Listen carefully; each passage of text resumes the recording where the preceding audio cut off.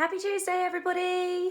Today I'm going to be reading My Strong Mind by Niels van Hove. I hope you enjoy it, and I hope that you've been thinking a lot about how you can incorporate the 5 ways to well-being into your daily routine at home.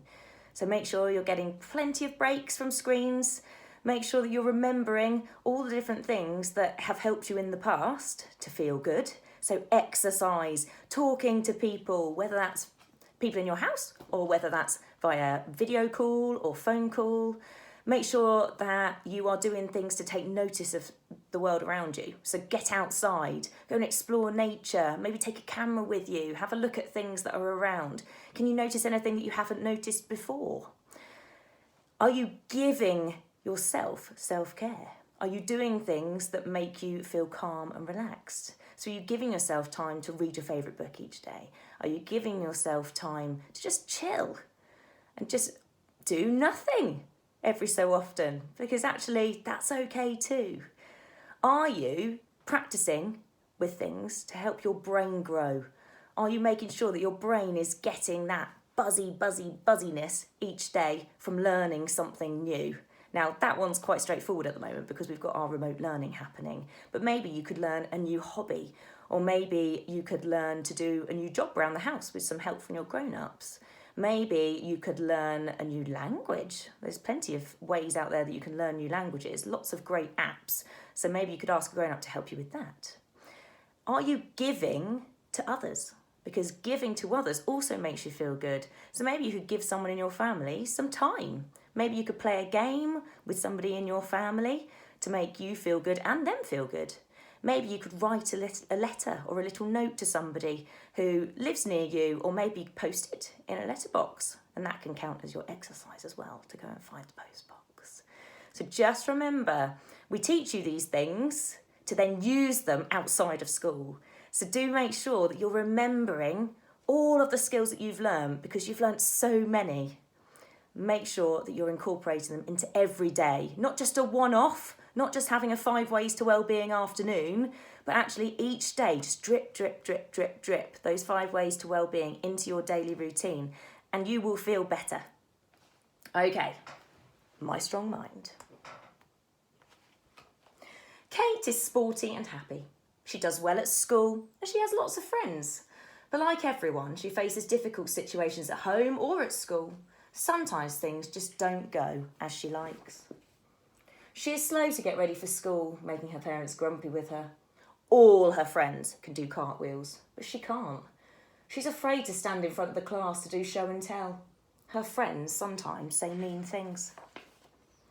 One day, Kate read a book about strong minds. She learned that everyone has their own brain and can make up their own mind. You can teach your mind what to do so it can tackle any challenge with a positive attitude.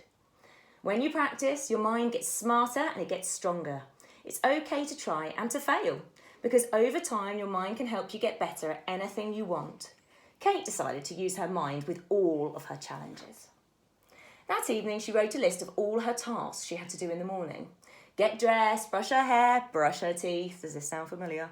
Pack her school bag and many more things. The next morning she told her mind, do 1 task at a time until the whole list is done. I wonder how she got on. Kate focused her mind on her task list. One by one she finished the tasks and ticked them off the list as she worked through. She was ready for school with plenty of time. Her parents were very surprised. When Kate arrived at school, her friends were doing cartwheels. Kate never joined in because she couldn't do a cartwheel and she did not want to fail in front of her friends. Kate told her mind, it's okay to try and to fail, because every time I try, I get a little bit better. And a lot of people say FAIL stands for first attempt in learning. Remember that one? She tried her hardest, throwing her hands onto the ground and lifting her legs, and she almost got the cartwheel right. Her friends giggled, but Kate felt good that she had practiced. She told her mind, well done. That day it was her turn to do show and tell in front of the whole class. Standing before a big group always made Kate very nervous. She told her mind, it's okay to feel a bit scared. You can do this. Kate closed her eyes and imagined she would deliver a great show and tell, speaking clearly, making eye contact and smiling more. Because she practiced in her mind, she wasn't so nervous in front of the class and even enjoyed her show and tell. During lunch, she sat around with her friends in the school playground. Some of her friends started to be mean to her. Kate got very angry and felt like screaming. Then she told her mind, remember, count to 10. 1, 2, 3, 4, 5, 6, 7, 8, 9, and 10. That helped her calm down, so she didn't feel like screaming anymore. Kate told her friends in a calm voice that she didn't want to be treated like that, and walked away. In the evening, Kate had a basketball game. Her team was very unlucky that night. They were missing some of their best players and hardly any ball went into the hoop. The other team had many stronger players and they were way ahead in the score. Kate was tired and she felt like giving up. Then she told her mind, keep trying your best. Kate kept running and running as long as she could. Her team lost the game, but Kate still felt proud that she did the best she could. Kate was very tired from a long day, but she still couldn't sleep. She kept thinking about all the things that happened that day. She got out of bed and found her dad lying on the couch watching television while glancing at his phone. Daddy, Kate said. Her dad wasn't really listening. Daddy, Kate said more loudly, you are not listening to what I say. Her dad looked up at her. Did you know you can tell your mind to stop looking at your phone and listen to me? You're right, said her dad. I'll put my phone away for now and concentrate on you. Can't you sleep? Kate shook her head. Let's play a game to relax called Rock the Boat. Ooh. Kate and her dad both lay down on their backs and put a little paper boat on their tummy. They listened to some quiet music and took deep breaths. Breathe in for 1, 2, 3, 4. And breathe out for 1, 2, 3, 4. Breathing made her boat rock on her tummy. After a couple of minutes, Kate's mind calmed and she started to feel sleepy. Her dad carried Kate to bed and tucked her in. Kate asked, what were your 3 favourite things of the day, Daddy? It made Kate feel good when she heard all the positive things her dad had to say about his day. Well, watching you do your best at basketball was surely one of my favourite things of the day, said her dad. This made Kate feel happy. Kate fell asleep to her dad telling all his favourite things, and her mind grew just a little bit stronger that day. Now, I wonder if you can remember the things that Kate did to help her to feel better. So, first of all, she changed her mindset.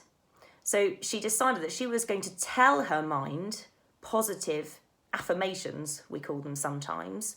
So positive thoughts to help your mind to choose the positive rather than focusing on those unhelpful thinking habits. She also tried some different breathing techniques. So she counted to 10, nice and slowly as one of them. And then she did what some people call square breathing, which is where you breathe in for 4 and then you breathe out for 4. I wonder why it's called square breathing. There's a question for you. She also started to speak up, so to tell others how she was feeling. And finally, her and her dad shared their 3 favourite moments from their day. And that's another thing that can help you feel mentally stronger, to focus on gratitude and the things that you're grateful for. So why don't you have a go at trying some of those things today? And I'd love to find out how you get on.